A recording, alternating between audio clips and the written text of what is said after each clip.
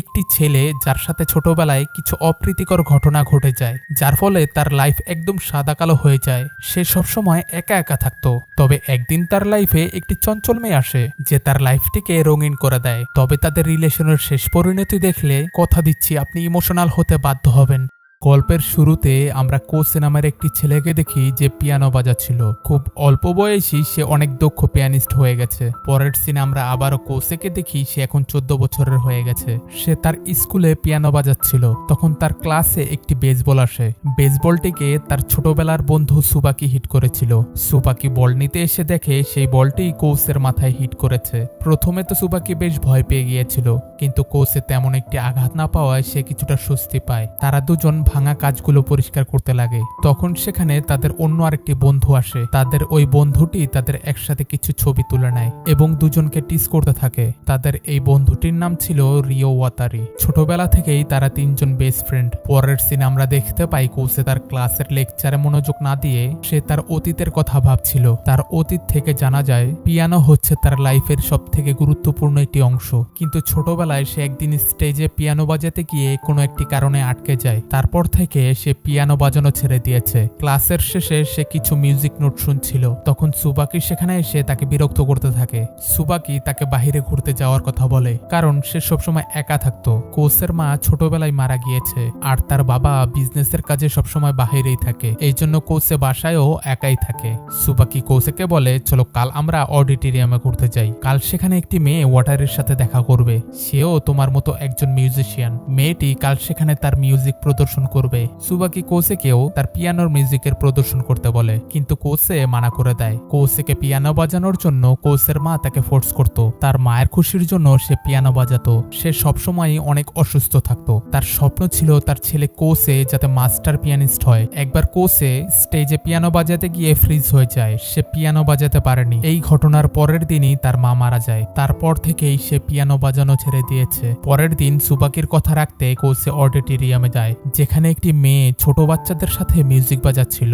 মেয়েটিকে দেখেই কোসের মনে তার জন্য ফিলিংস জন্মে যায়। কোসে মেয়েটিকে দু চোখ ভরে দেখতেই থাকে। সে তার একটি ছবি তোলে। তখন সেখানে ছোট্ট একটি দমকা হাওয়ায় মেয়েটির স্কার্টটি উঁচু হয়ে যায়। মেয়েটি মনে করে কোসে তার নোংরা ছবি তুলেছে, তাই সে তাকে ধোলাই করতে থাকে। তখনই সেখানে কোসের বন্ধুরা চলে আসে। এরপর জানা যায় যে এটা সেই মেয়ে যে আজ ওয়াতারির সাথে দেখা করবে। এই মেয়েটির নাম হচ্ছে কাউরি। সে তাদেরকে নিজের মিউজিক প্রদর্শনী দেখতে ইনভাইট করে, কিন্তু কোসে যেতে চায় না। তবে কাউরি তাকে জোর করে ভেতরে নিয়ে আসে। কাউরি প্রদর্শনীর জন্য প্রস্তুতি নিতে যায়, আর এদিকে কোসে আর তার বন্ধুরা কনসার্ট হলের ভেতরে আসে। সেখানে অবস্থিত প্রত্যেকটি মানুষই কোসেকে চিনতে পায়, কারণ ছোটবেলায় সে বেশ নাম করা একজন পিয়ানিস্ট ছিল। এরপর কনসার্ট হলে একের পর এক মিউজিশিয়ান তাদের মিউজিক প্রদর্শন করে। তবে সেখানে থাকা সব দর্শক একদম বোর হয়ে যায়, আর ওয়াতারি তো বোর হয়ে ঘুমিয়েই পড়েছে।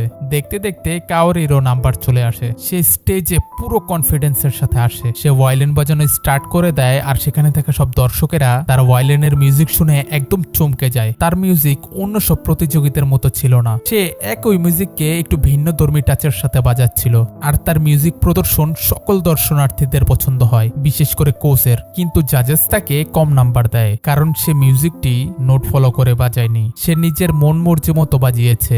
নিজের প্রদর্শনী শেষ করে কাউরি তার ড্রেস চেঞ্জ করে বন্ধুদের সাথে দেখা করতে চলে আসে। তবে কম্পিটিশনের রেজাল্ট কিন্তু এখনো অ্যানাউন্স করা বাকি ছিল। কাউরির কম্পিটিশন জিতা হারা নিয়ে কোনো মাথা ব্যথা ছিল না। সে শুধু কম্পিটিশনটি এনজয় করে। কিন্তু কোসের মা তাকে সবসময় কম্পিটিশন জেতার কথা বলতো। কাউরি কোসেকে জিজ্ঞেস করে যে তার পারফরমেন্স কেমন হয়েছে। কোসের কাউরির পারফরমেন্স অনেক ভালো লেগেছে। তার মনে হয় যে কাউরি একজন ফিয়ারলেস মিউজিশিয়ানের মতন, যে হার জিতের পরোয়া করে না। রেজাল্ট পাবলিশ করা হয়, আর দেখা যায় যে কাউরি নেক্সট রাউন্ডের জন্য কোয়ালিফাই হয়ে গেছে। পরের দিন স্কুলের মিউজিক রুমে কোসে পিয়ানো বাজাতে বাজাতে ঘুমিয়ে গিয়েছিল। তখন সেখানে ওয়াতারি এসে তাকে ভয় পাইয়ে দেয়। ওয়াতারি মনে করে সে কোনো মেয়েকে পছন্দ করে। কোসে তাকে বলে সেই মেয়েটি তো তোমাকে পছন্দ করে। মানে কোসে কাউরির কথা বলছিল।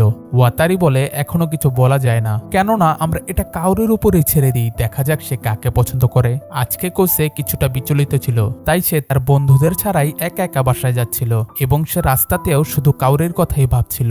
আর তখনই সে তার সামনে কাউরিকে দেখতে পায়। কাউরি তাকে বলে সে সেখানে দাঁড়িয়ে ওয়াতারির জন্য অপেক্ষা করছে। কোসে জানে যে ওয়াতারি অন্য একটি মেয়ের সাথে আগেই চলে গেছে, তাই সে কাউরিকে মিথ্যা বলে দেয় যে সে এখনো প্র্যাকটিস করছে এবং কাউরির তাকে ডিস্টার্ব করা ঠিক হবে না। এ কথা শুনে কাউরি বলে ঠিক আছে, তাহলে তার পরিবর্তে তোমাকে আমার সাথে যেতে হবে। পরের সিনে আমরা তাদের দুজনকে একটি ক্যাফেতে দেখতে পাই। ক্যাফেতে কাউরি খুব এনজয় করে খাচ্ছিল আর কোসে তাকে দেখেই যাচ্ছিল।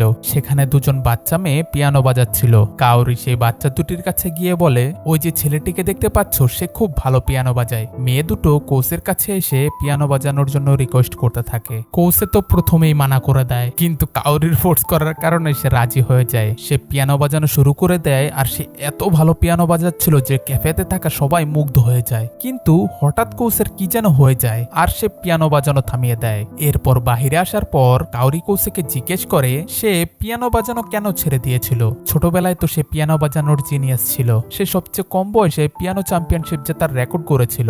কোসে বলে সে পিয়ানো তো বাজাতে পারে কিন্তু সে নিজের নোটসই শুনতে পায় না, মানে পিয়ানো বাজানোর সময় সে নিজের মিউজিকই শুনতে পায় না, এজন্য সে পিয়ানো বাজানো ছেড়ে দিয়েছে। এ কথা শুনে কাউরি তাকে রাগ হয়ে বলে মিউজিক ছাড়া মিউজিশিয়ানের জীবন একদমই শূন্য। সে কোসেকে অনেক কথা শোনায় এবং কাউরি সিদ্ধান্ত নেয় যে তার পরবর্তী মিউজিক প্রদর্শনীতে কোসে তার পিয়ানিস্ট হবে। কোসে বলে তুমি কি শুনতে পাওনি? আমি যে বললাম আমি তো পিয়ানো বাজানো ছেড়ে দিয়েছি। কাউরি বলে আমি কিচ্ছু শুনতে চাই না, তুমি আমার পিয়ানিস্ট হচ্ছ আর এটাই ফাইনাল। কোসেকে পিয়ানো বাজানোর প্র্যাকটিস করানোর জন্য কাউরি পরদিন থেকেই তার পিছে পড়ে যায়। কাউরি সুবাকিকেও বলে দেয় যে কোসে তার পিয়ানিস্ট হয়ে তার সাথে মিউজিক প্রদর্শন করবে। কোসে পিয়ানো বাজাবে শুনে সুবাকি বেশ খুশি হয়ে যায়, কারণ কোসে বহু বছর পর পিয়ানো প্রদর্শন করতে চলেছে। এরপর তারা দুজনে মিলে কোসে যেখানে যায় সেই সকল জায়গায় মিউজিক নোট লাগিয়ে দেয়, কিন্তু তবুও কোসে ঠিকভাবে পিয়ানো বাজাতে পারে না।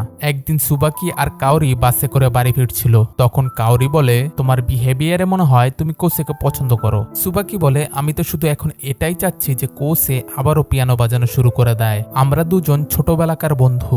যেদিন কোসে স্টেজে পিয়ানো বাজাতে গিয়ে ফ্রিজ হয়ে যায় আমি সেদিন সেখানেই ছিলাম। সেদিন থেকে কোসে পিয়ানো বাজানো ছেড়ে দিয়েছে। পরের দিন কম্পিটিশন শুরু হয়ে যায়, কিন্তু কোসে এখনো নিজেকে পিয়ানো বাজানোর জন্য প্রস্তুত করতে পারেনি। সে স্কুলের ছাদে লুকিয়ে থাকে, তবে কাউরি তাকে খুঁজে বের করে ফেলে। সে তাকে পিয়ানো বাজানোর জন্য জোর করতে থাকে। কোসে বলে আমি তো তোমাকে প্রথমেই বলেছিলাম আমি তোমার পিয়ানো অ্যাসিস্ট্যান্ট হতে পারবো না। আরে আমি নিজের পিয়ানো নোটস নিজেই শুনতে পাই না। যখন আমি পিয়ানো বাজাই আমার মনে হয় আমি কোনো গভীর সমুদ্রের মধ্যে ডুবে আছি, একদম একা, যেখানে আমি কিছুই শুনতে পাই না। এটা শুনে কাউরি বলে এবার আমি তো তোমার পাশে আছি, যদি তুমি তোমার নোট না শুনতে পাও তাতে কি হয়েছে, তুমি আমার নোট শুনে আমাকে ফলো করবে। কাউরি তার সামনে কেঁদে তাকে খুব রিকোয়েস্ট করে, ফলে কোসে ফাইনালি রাজি হয়ে যায়। পরের সিনে দেখা যায় তার ওয়াতারি আর সুবাকির হেল্প নিয়ে নির্দিষ্ট সময়ে অডিটোরিয়াম হলে পৌঁছে যায়। তবে এখানে কোসে অনেক বেশি প্যানিক করছিল, কারণ সে কোনো প্র্যাকটিস করেনি। কাউরি তাকে শান্ত করে আর বলে এই নোটস তোমার ভেতরে রয়েছে, তোমার এত প্যানিক করার দরকার নেই, আমরা দুজন একসাথে মিলে এটা করে নেব।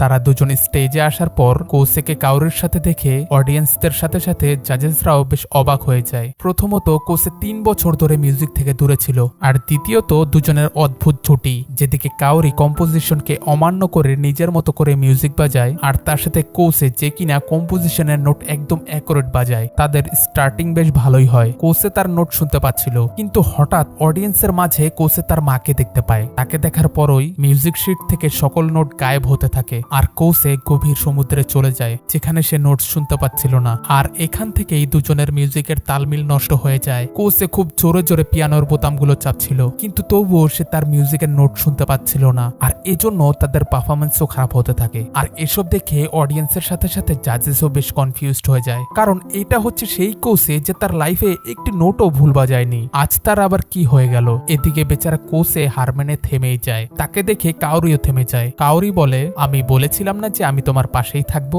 আমি জানি সেখানটা খুবই অন্ধকার হবে, নিজের ওপর ভরসা রাখো, রাস্তা তুমি নিশ্চয়ই পাবে। তাহলে চলো দুজনে একসাথে আবারও শুরু করি। কিন্তু কোসে এখনো সেই গভীর সমুদ্রে ফেসেছিল, তবে সে এবার হার না মেনে কন্টিনিউয়াসলি পিয়ানো বাজাতেই থাকে। দুজনের মিউজিকের তালমিল ছিল না, কিন্তু তবুও অডিয়েন্স তাদের পারফরমেন্স খুবই এনজয় করে। তবে পারফরমেন্স শেষ হবার পর কাউরি হঠাৎই অজ্ঞান হয়ে নিচে পড়ে যায়। তো গাইস, আজকের মতো এখানেই শেষ। পরের পর্বগুলো দেখতে ভিডিও ভিডিওটিতে লাইক দিয়ে চ্যানেলটি অবশ্যই সাবস্ক্রাইব করে দেবেন।